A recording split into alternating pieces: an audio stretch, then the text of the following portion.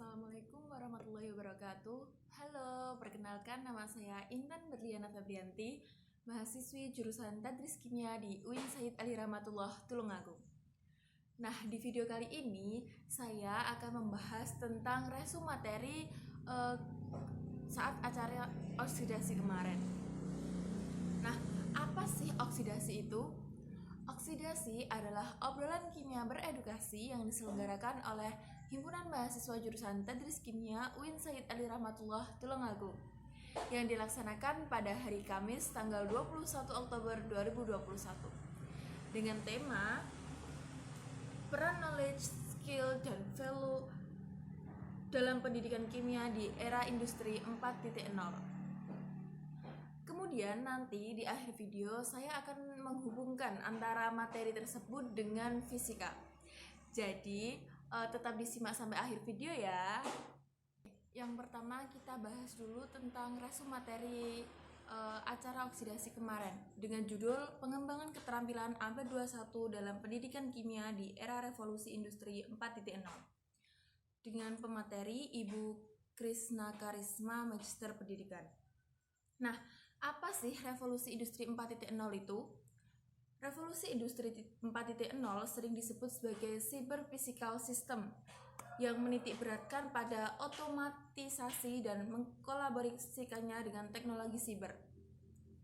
Nah, ciri utama dari revolusi industri 4.0 adalah penggabungan informasi dan teknologi komunikasi dalam bidang industri. Seperti itu. Jadi ada ciri utamanya seperti itu. Nah, kemudian apa saja perubahan-perubahan di abad 21 ini? Ada beberapa perubahan yang terjadi di abad 21 ini. Ada 4 perubahan. Nah, yang pertama, banyak sekali informasi yang tersedia di mana saja dan dapat diakses kapan saja. Seperti yang kita lakukan sekarang ya. Jadi kita nggak perlu kemana-mana, tapi kita sudah mendapatkan informasi yang kita butuhkan. Seperti itu. Nah, untuk yang kedua ada komputasi yang semakin cepat. Ini sangat erat hubungannya dengan matematika. Nanti kita bahas selanjutnya. Kemudian yang ketiga, otomasi yang menggantikan pekerjaan-pekerjaan rutin. Kemudian yang terakhir, komunikasi yang dapat dilakukan dari mana saja dan kemana saja. Jadi komunikasi yang kita lakukan ini semakin valid, semakin cepat, semakin tepat, ada di mana saja dan kapan saja. Seperti itu. Nah, kemudian untuk keterampilan di abad 21 itu seperti apa? Di sini tertulis ada English Reading or Language Art, kemudian Word Language, Mathematics, Economics, Science, Geography, History, dan Government and Civics. Nah, sebenarnya ini kan banyak sekali ya, tapi biasanya kita tuh menyingkatnya sebagai STEM, pendekatan STEM. Apa sih pendekatan STEM itu? Merupakan pendekatan yang memiliki kepanjangan Science, Technology, Engineering, and Mathematics. Jadi dari sekian banyak yang sudah saya sebutkan tadi, itu bisa kita singkat dengan pendekatan STEM, yaitu Science, Technology, Engineering, and Mathematics. Nah, di dalam STEM sendiri nanti itu ada hal atau sesuatu yang HOTS. Nah, itu bukan sesuatu yang panas, bukan ya, tapi lebih ke higher order thinking skill. Jadi kemampuan berpikirnya tuh udah tingkat tinggi banget gitu. Nah, di HOTS sendiri itu ada beberapa ada beberapa aspek yang berkontribusi gitu di HOTS tersebut. Nah, ada C1 sampai C6. Tapi untuk abad 21 ini C1 dan C2 itu tidak digunakan karena sudah tidak sesuai dengan keadaan gitu. Jadi yang dipakai itu C3 sampai C6, meliputi critical thinking and problem solving, kemudian ada communication, ada collaboration, dan innovation. Jadi nanti kita bahas satu persatu apa aja sih kok ada CC itu gitu. Nah, kemudian kita akan bahas secara rinci tentang keterampilan abad 21. Ada tiga sub yang akan kita bahas. Nah, yang pertama ada life and career skills, keterampilan hidup dan berkarir. Kemudian yang kedua ada learning and innovation skill, keterampilan belajar dan berinovasi. Dan yang terakhir ada information media and technology skill, keterampilan teknologi dan media informasi. Nah, dari sini kita sudah pasti bisa memahami ya, di dalam setiap sub yang kita bahas nanti itu juga ada beberapa hal yang harus diperhatikan. Nah, seperti yang pertama, life and career skill, keterampilan hidup dan berkarir, ini dibagi menjadi 5. Yang pertama, fleksibilitas dan adaptabilitas. Jadi harus fleksibel sesuai dengan perkembangan zaman, kemudian bisa beradaptasi atau mampu beradaptasi. Kemudian yang kedua, memiliki inisiatif dan dapat mengatur diri sendiri. Yang ketiga, interaksi sosial dan antar budaya. Keempat, produktivitas dan akuntabilitas. Dan yang terakhir, kepemimpinan dan tanggung jawab. Jadi dari semua deskripsi yang sudah saya sebutkan tadi, siswa itu intinya harus dituntut dan harus bisa melakukan hal tersebut, karena ini era atau abad 21. Jadi kemampuan skill yang mereka punya tuh harus lebih ditingkatkan, harus lebih ditonjolkan. Itu untuk yang life and career skill.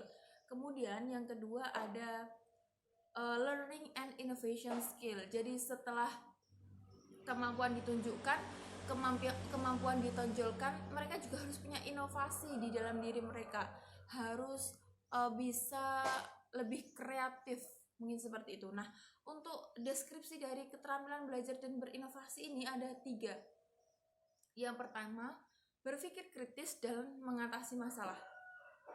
Ini pasti harus bisa berpikir kritis. Stagnan di satu tempat berarti mereka belum bisa menghadapi abad 21 ini. Kemudian yang kedua, komunikasi dan kolaborasi. Komunikasi itu penting sekali. Jadi tidak boleh ada miss di dalam diri siswa tersebut. Kemudian kolaborasi. Dan yang terakhir, kreativitas dan inovasi. Siswa mampu berpikir kreatif, bekerja secara kreatif, dan menciptakan inovasi baru. Tentu masih tetap ada hubungannya dengan innovation. Kemudian yang terakhir, information media and technology skill, keterampilan teknologi dan media informasi. Ini ada 3 deskripsi. Yang pertama literasi informasi, kemudian literasi media, dan yang terakhir literasi ICT. Nah, literasi itu merupakan hal yang sangat penting juga di abad 21. Kenapa? Karena dengan literasi kita mampu menerima informasi, kemudian mencari pengalaman, mencari pengetahuan, dan lain sebagainya itu. Ingat, literasi tidak hanya terpaku kepada hal yang tertulis saja, tetapi literasi dapat kalian lakukan selain membaca buku. Contoh tadi ada literasi informasi. Jadi setelah kita mendapatkan berbagai informasi, kita tuh bisa membaca gitu keadaan sekitar. Begitu juga dengan literasi lingkungan. Enggak selalu yang kalian baca tuh buku itu disebut literasi, enggak. Tapi hal-hal di media, di lingkungan sekitar, terus kemudian membaca situasi, itu juga merupakan literasi. Seperti itu. Nanti setelah kalian mendapatkan literasi, kalian bisa berpikir atau mendapatkan masalah. Nah, dari situ kalian dituntut untuk berpikir secara analisis. Nah, setelah kalian mengetahui apa itu pembelajaran abad 21, kemudian bagaimana keterampilan, bagaimana pembelajarannya. Nah, yang terakhir ini pasti model penilaian dalam pembelajaran abad 21. Ini ada beberapa hal. Yang pertama, pendidik dapat memberikan permasalahan sebagai bahan diskusi dan penyelesaian masalah, sehingga peserta didik aktif dalam berpikir. Nah, ini udah otomatis ya, kalau nggak ada masalah, nggak ada hal yang perlu diselesaikan, ya siswa santai-santai aja, nggak bakal bisa berpikir secara aktif. Selain dari literasi tadi, kita menemukan informasi, menemukan masalah, guru juga bisa memberikan sebuah bahan diskusi, permasalahannya nanti bisa didiskusikan dan akhirnya siswa dapat aktif dalam berpikir. Kemudian kegiatan penilaian dapat dilakukan melalui kegiatan diskusi, observasi, praktikum, penyusunan laporan praktikum, serta penilaian diri sendiri. Jadi banyak sekali hal-hal yang dapat dilakukan sebagai kegiatan penilaian. Nah, jadi penilaian itu tidak terpaku kepada akhir dari pembelajaran, bukan UTS sama UAS tok, tapi juga setiap prosesnya itu bisa dinilai, psikomotorik, kognitif, dan lain sebagainya, baik dari kegiatan diskusi, observasi, praktikum, dan yang lainnya. Kemudian penilaian harus dapat meningkatkan motivasi belajar peserta didik. Nah, ini yang harus diperhatikan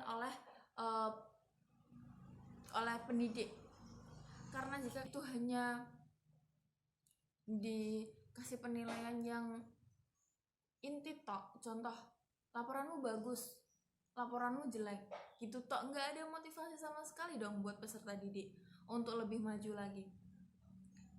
Bisa dikasih hal-hal yang memacu semangat serta motivasi, kayak kurang lebih kayak reward gitu ya, penghargaan gitu.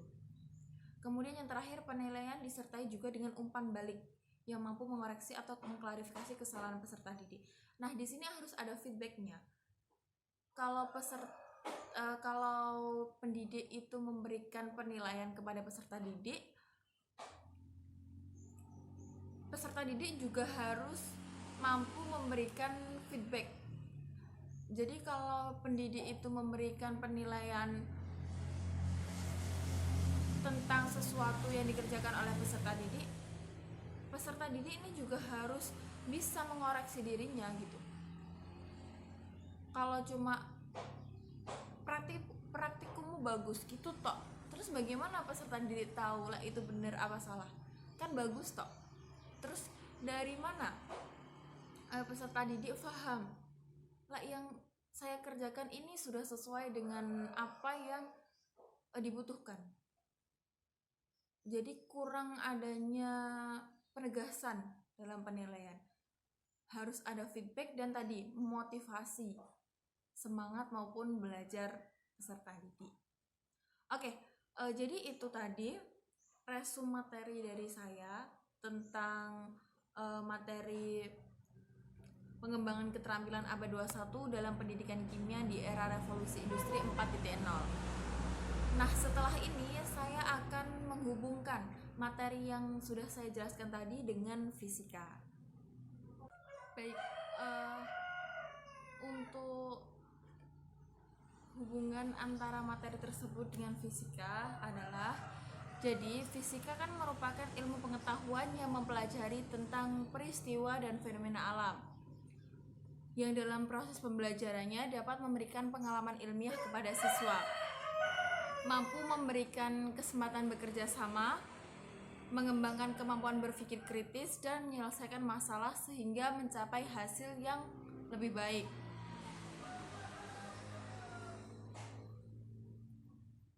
Nah, kan tadi sudah saya jelaskan tentang pendekatan STIM yang mencakup HOTS dan mencakup C3 maksud saya sampai C6.